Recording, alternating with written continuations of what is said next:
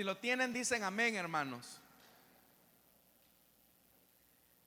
Jeremías capítulo 39, versículo número 11 en adelante.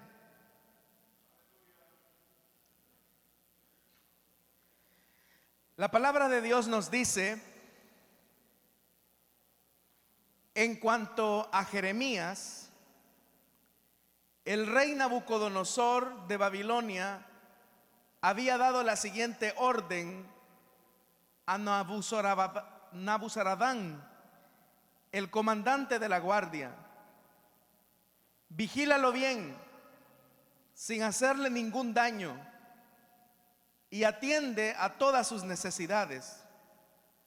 Nabuzaradán, comandante de la guardia; Nabuzaradán, un oficial principal; Nergal Sarecer, un alto funcionario, y todos los demás oficiales del rey de Babilonia mandaron sacar a Jeremías del patio de la guardia y se lo confiaron a Gedalías, hijo de Ahijicán, nieto de Safán, para que lo llevaran de vuelta a su casa.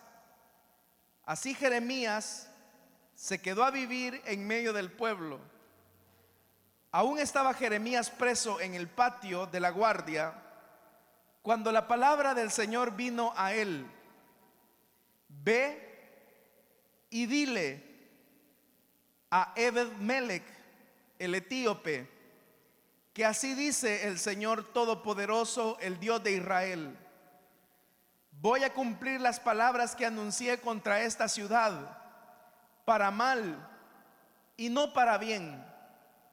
En aquel día tú serás testigo de todo esto, pero en ese mismo día yo te rescataré, afirma el Señor, y no caerás en las manos de los hombres que temes, porque ciertamente yo te libraré, afirma el Señor, y no caerás a filo de espada; antes bien tu vida será tu botín, porque has confiado en mí. Hasta ahí dejamos la lectura. Hermanos, tengan la bondad de sentarse, por favor.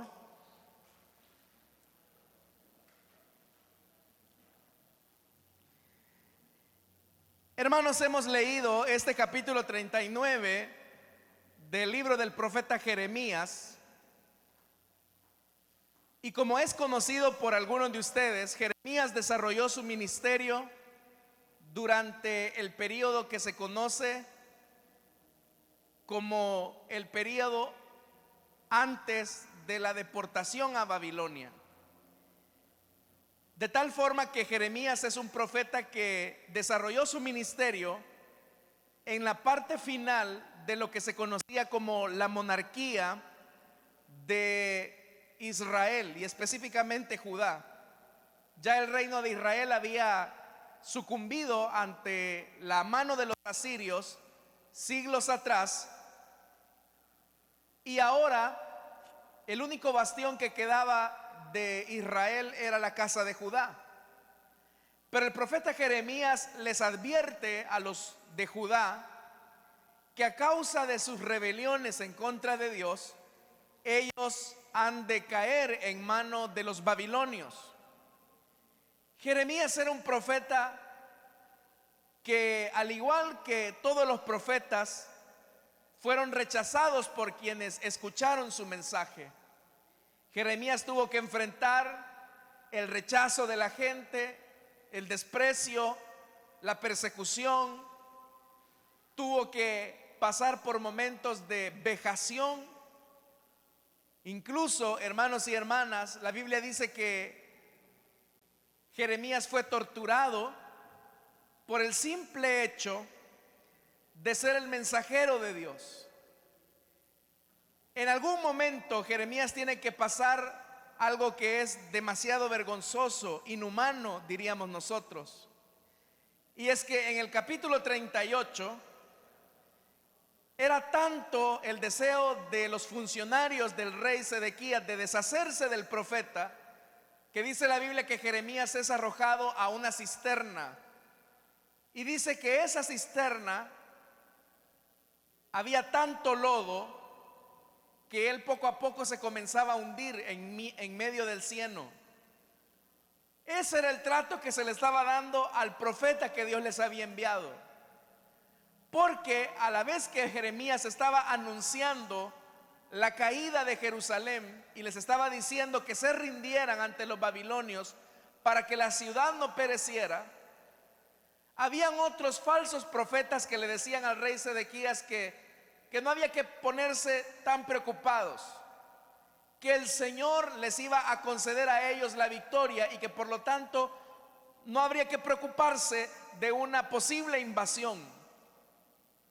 Pero lo que Jeremías en realidad estaba buscando era que Israel y Jerusalén tuvieran el menor daño posible, que la ciudad no fuera incendiada. Y lo único que se necesitaba era que el rey se rindiera ante Nabucodonosor para que así el daño no fuera tan destructivo. Sin embargo, los funcionarios del rey le dicen al rey Sedequías: mira, Jeremías es un traidor, es un apátrida, porque él está diciendo que nos tenemos que rendir a nuestro enemigo. En tanto que tenemos otros profetas que nos están diciendo que el Señor está de nuestro lado. Ante esa situación, hermanos, es normal que el corazón humano se incline más a aceptar una palabra que sea de beneficio a su corazón que aquellas que van encaminadas a reprenderlo, a amonestarlo para que cambien el curso de su vida. Si usted, por ejemplo, escucha a alguien que trata la manera de corregirle, de hacerle ver cuál es su error, también, hermanos, eso puede ocasionar en usted molestia. Quizás usted va a evadir la conversación, va a evitar esa amistad o esa relación. Si es el hijo que de repente recibe la amonestación de su padre o de su madre, seguramente él se va a enojar. Pero ante la conducta de ese mismo hijo, a lo mejor la aprobación de sus amigos va a resultar en algo agradable para él. Lo mismo para alguien que recibe la amonestación de un líder espiritual. Un líder espiritual, hermanos,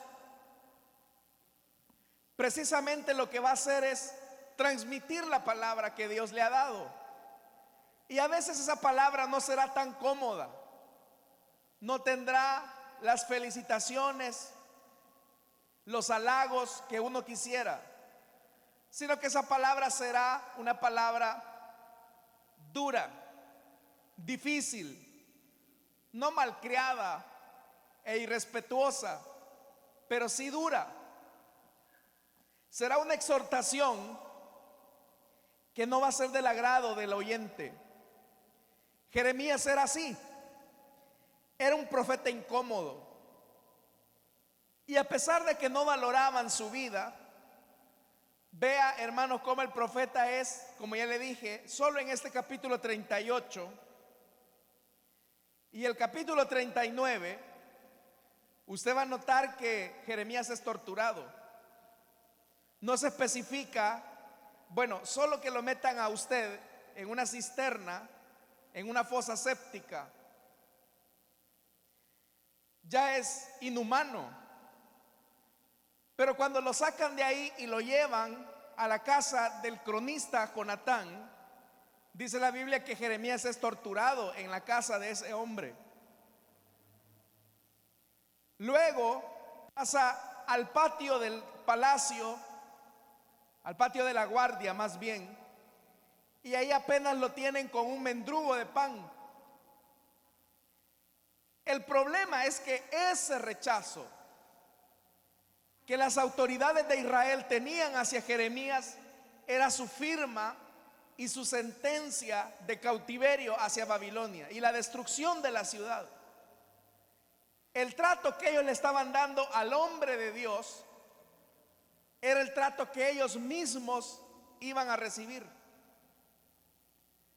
La palabra de Dios, hermanos, es enviada para ser estimada, para ser valorada, para ser obedecida. Sin embargo, las personas se pueden volver, como ya le dije, reacias a la voz de Dios, y por eso pueden maltratar, ridiculizar, humillar a aquellos que son mensajeros genuinos de Dios, en tanto que aquellos que les aplauden sus conductas inapropiadas son estimados. Pero la garantía de ser un hombre de Dios radica en que se es fiel por lograr la aceptación de Dios antes que la aprobación y la popularidad con la gente. ¿Usted quiere saber quién es hombre de Dios, quién es mujer de Dios? Aquel que no le interesa si es popular con la gente, sino que él lo que quiere es encontrar la aceptación de Dios en lo que hace.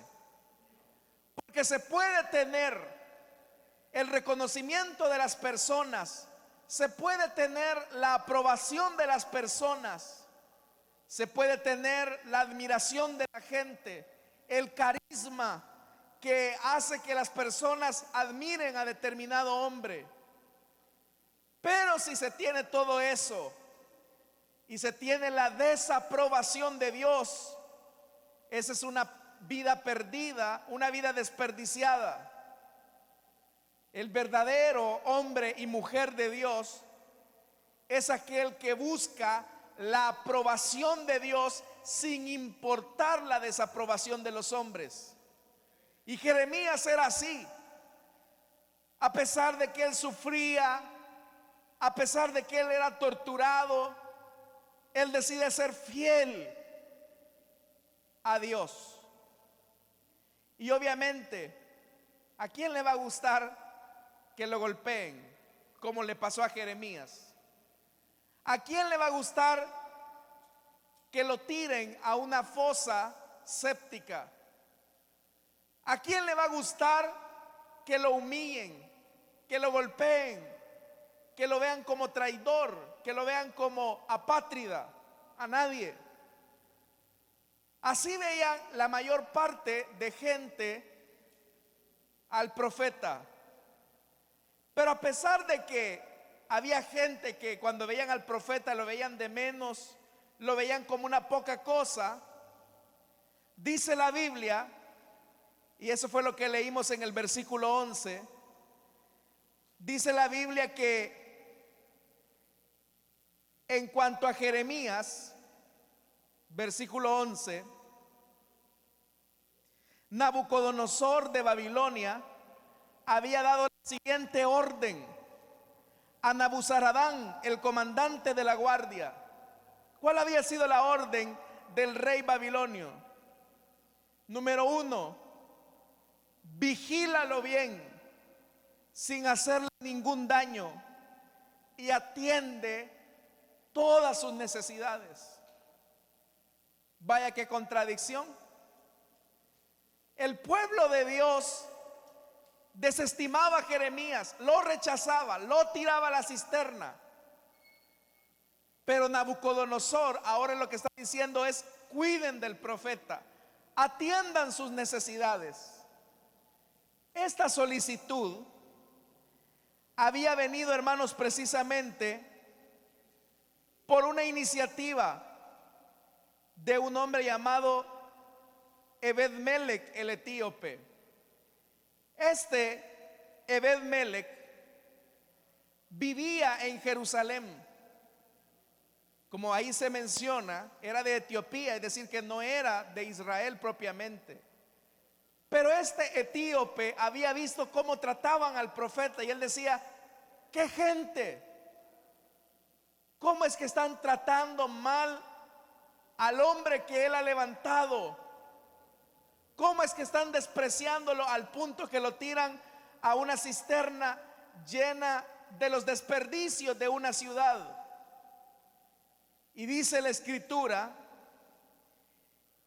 que mandaron a sacar a Jeremías del patio de la guardia y se lo confiaron a Gedalías, hijo de Ahicam, nieto de Safán, para que lo llevaran de vuelta a su casa. Así Jeremías se quedó a vivir en medio del pueblo. Pero esa solicitud que ha hecho Nabucodonosor de que lo cuiden, de que lo saquen del patio de la guardia, ha venido gracias a ese etíope llamado Ebed-Melech. Porque él dice: no es posible que el hombre de Dios que trae la palabra de Dios tenga que estar siendo tratado de esa manera. Ebed-Melech entonces asume como suya la tarea de cuidar también al profeta. Es él el que hace la petición. De hecho, hermanos, al rey Nabucodonosor para que tenga misericordia de Jeremías. Y eso es lo que ahora el Señor va a recompensar. Dios le va a dar a Ebed-Melech recompensa de profeta. Dice el versículo 15: aún estaba Jeremías preso en el patio de la guardia cuando la palabra del Señor vino a él. Dios honra a los que le honran. Y Dios se había dado cuenta que Ebed-Melech, alguien que no era del pueblo judío, había solicitado un favor a causa de su hombre, a causa de su profeta. Y vino la palabra del Señor a Jeremías. ¿Y qué fue lo que le dijo? Ve y dile a Ebed-Melech el etíope que así dice el Señor Todopoderoso, el Dios de Israel: voy a cumplir las palabras que anuncié contra esta ciudad, para mal y no para bien. En aquel día tú serás testigo de todo esto. Jeremías vuelve a decir: la destrucción viene por cuanto han despreciado la palabra del Señor, por cuanto han menospreciado su acción liberadora. El Señor le tiene que decir a Jeremías: dile que el juicio va a venir para esta ciudad. Ebed-Melech vivía en Jerusalén, pero dice el versículo 17: pero en ese mismo día yo te rescataré. Ebed-Melech había intercedido por Jeremías porque él quería rescatar la vida de Jeremías de la garra de sus opresores. Pero ahora el Señor le está recompensando y le está diciendo: Ebed-Melech, tú creíste a la palabra de mi profeta, tú guardaste la palabra de mi mensajero, y por el respeto que tú le has tenido a la palabra que yo envié, ahora yo te rescataré a ti. Esto, hermanos y hermanas, a nosotros nos deja una gran lección, porque en la manera en que tratemos a los mensajeros de Dios y a la palabra de Dios por medio de esos mensajeros, de esa misma manera Dios nos va a tratar a nosotros. Jesús mismo lo dijo, que si menospreciaban a los que Dios enviaba, a los que Él enviaba, en realidad no estaban menospreciando al hombre en sí, sino que estaban menospreciando al Dios que enviaba esa palabra. El trato que usted le dé a la palabra de Dios será el mismo trato que Dios le dará a usted. Si para usted esto del evangelio es una locura, es simplemente la emoción de las personas por congregarse en un lugar, y es algo que es intrascendente y no tan importante, entonces tú serás intrascendente para Dios. Si tú menosprecias a Dios, rechazando su palabra, esa misma palabra que tú rechazas te condenará a ti y te rechazará a ti.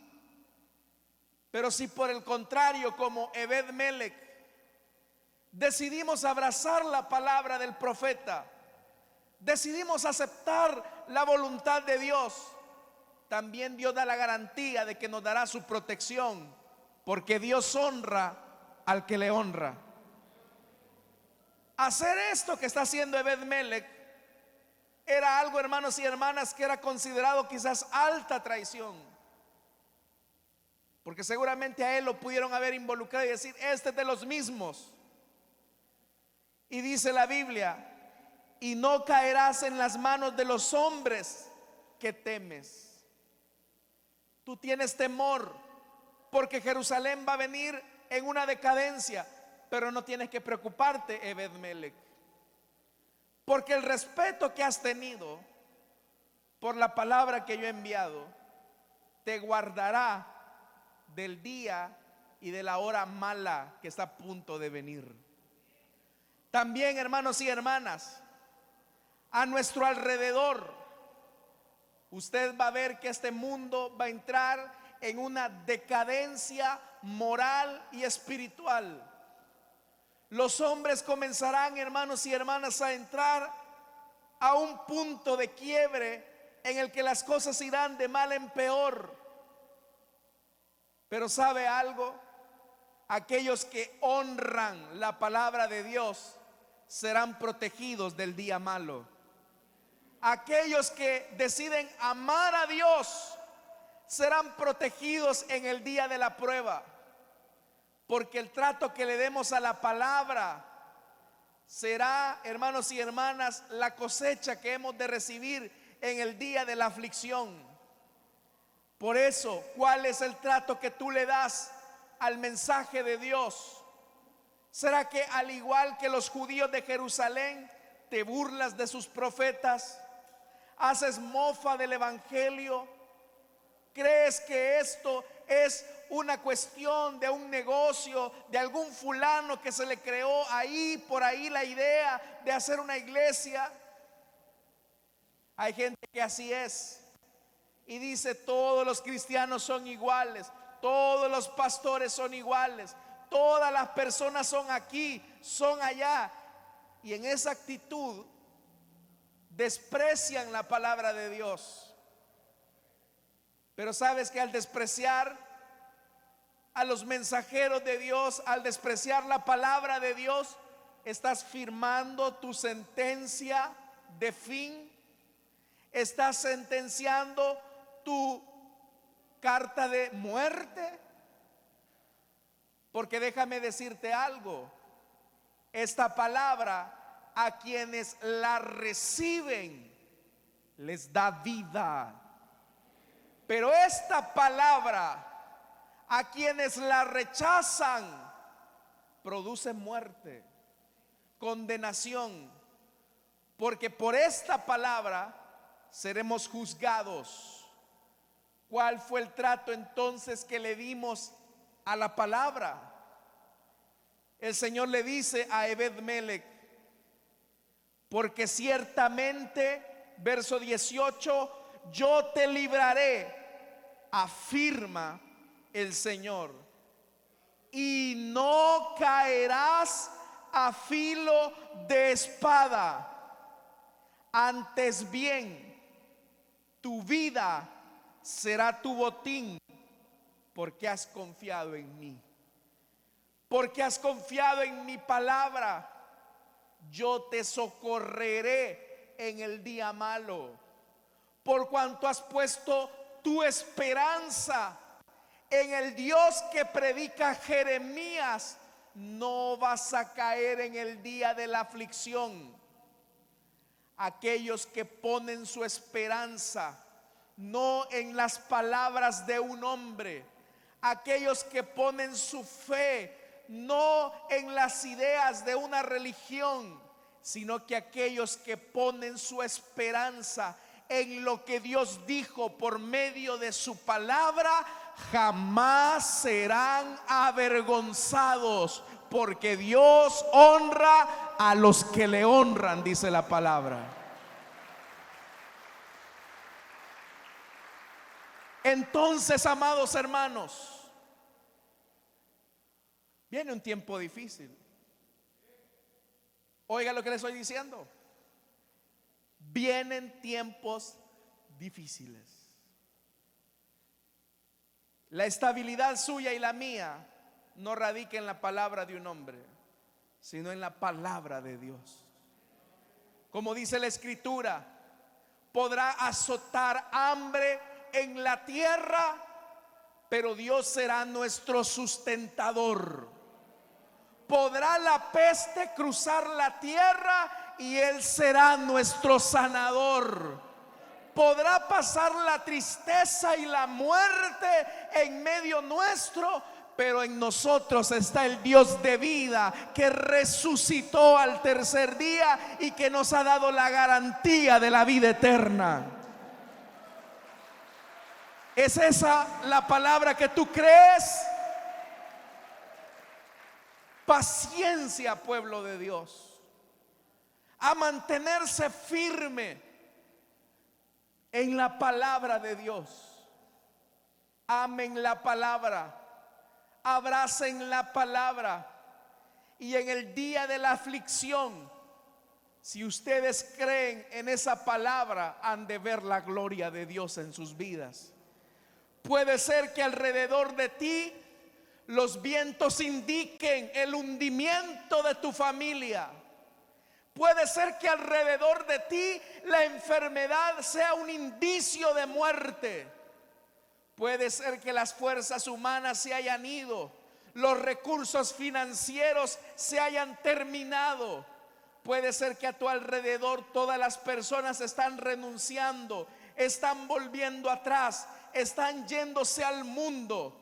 Pero tú mantente firme en la roca inconmovible de los siglos, que es Jesucristo, el Hijo de Dios. Él es el ancla de nuestra fe y de nuestra esperanza, hermanos y hermanas. Así que cree solamente y verás la gloria de Dios en los días difíciles. Hermanos, esto es como el día en que Israel tuvo que salir de Egipto. Alrededor del pueblo de Israel había muerte, había luto y había tristeza. Pero en las casas de los hebreos había gratitud, porque la sangre del cordero estaba aplicada en sus postes y en sus tindeles. Y ellos estaban seguros ahí, porque habían confiado en la palabra que Dios le había entregado a Moisés, y ellos habían amado esa palabra, habían creído en esa palabra. Hoy nosotros, hermanos y hermanas, no estamos protegidos por la sangre de un cabrío, de un cordero. Estamos protegidos bajo la preciosa sangre del Hijo de Dios, quien nos ha dicho que somos propiedad exclusiva de Él. ¿Cuántos estamos bajo la sangre de ese precioso cordero? Entonces está seguro en las manos de Dios. Y la palabra de Dios dice: el que está en mis manos, nadie lo arrebata. Así que estás en las manos de Dios. Pueden azotar enfermedades, pueden venir enfermedades, pueden venir problemas, pero estás en las manos de Dios. Estás en las manos de Dios. Has puesto tu esperanza en la palabra de Dios. Has puesto tu esperanza en el Hijo de Dios. ¿Cuánto la han puesto, hermanos y hermanas? Entonces, si la has puesto, no serás quebrantado en el día de la aflicción.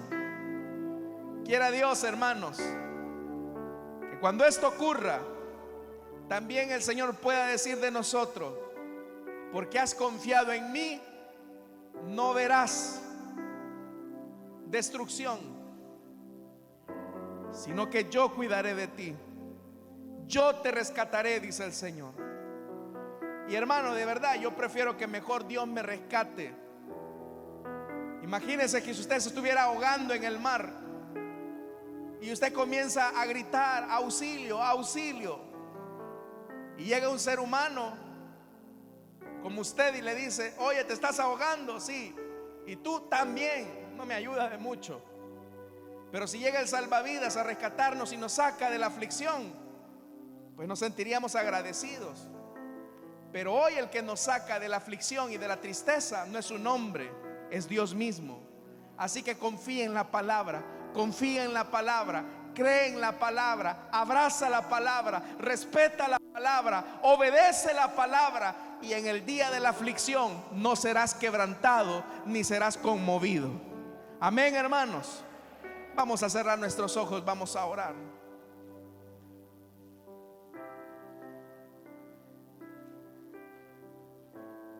La ayuda de Jeremías vino de Dios.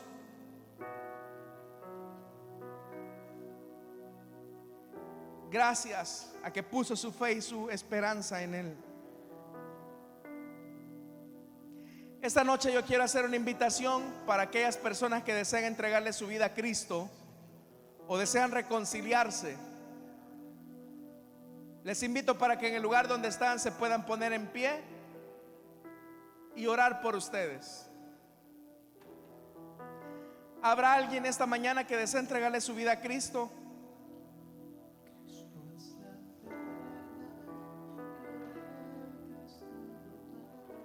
¿Hay alguien que desea entregarle su vida a Cristo o desea reconciliarse?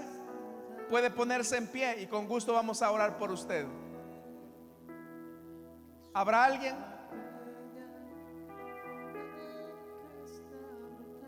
¿Habrá alguien también que desea reconciliarse con el Señor? Ese es el momento para que usted aprenda a confiar en el Señor y en su palabra. ¿Usted desea entregarle su vida a Cristo? ¿Desea reconciliarse y poner toda su esperanza en Él? ¿Habrá alguien?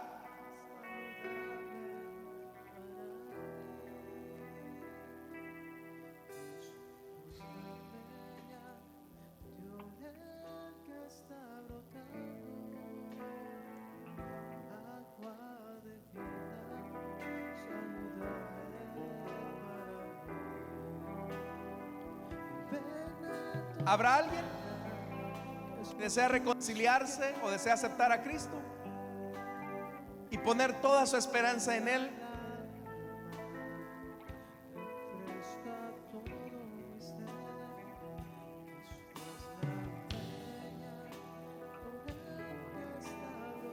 Si no lo hay, hermanos, pongamos toda nuestra confianza en la palabra de Dios. Amemos su palabra.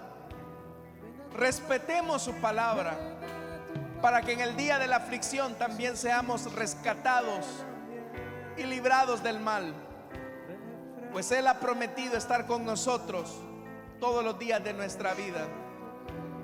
Pongámonos en pie, hermanos, y digamos esta alabanza.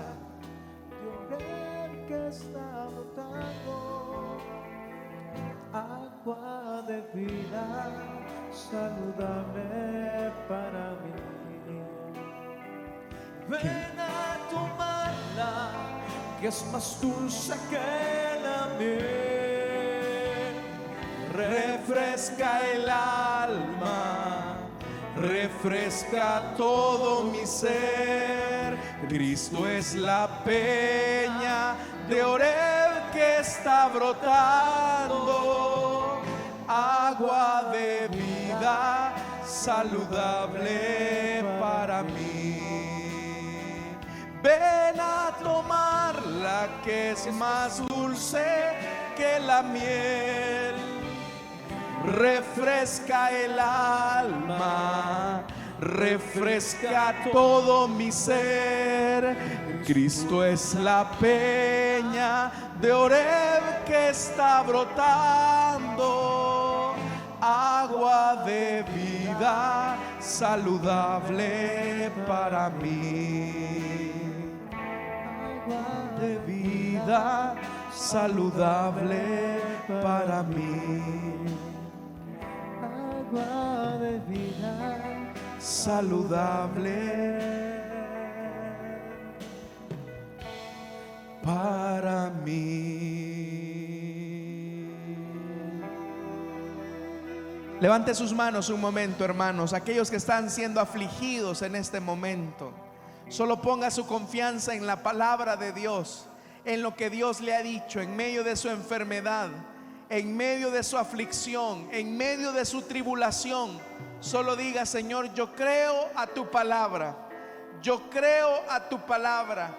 Creo que en el día de la aflicción tú rescatarás mi vida, la rescatarás. Tú, Señor, la librarás del pozo de la opresión. Estoy confiando en ti solamente, Señor.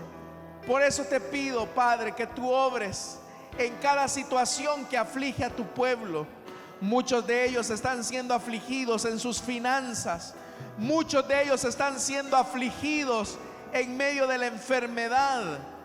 Pero ahora yo quiero pedirte, Señor, que tu poder se manifieste a favor de aquellos que te creen, de aquellos que te reconocen como su Salvador, de aquellos que te ven como su ayudador.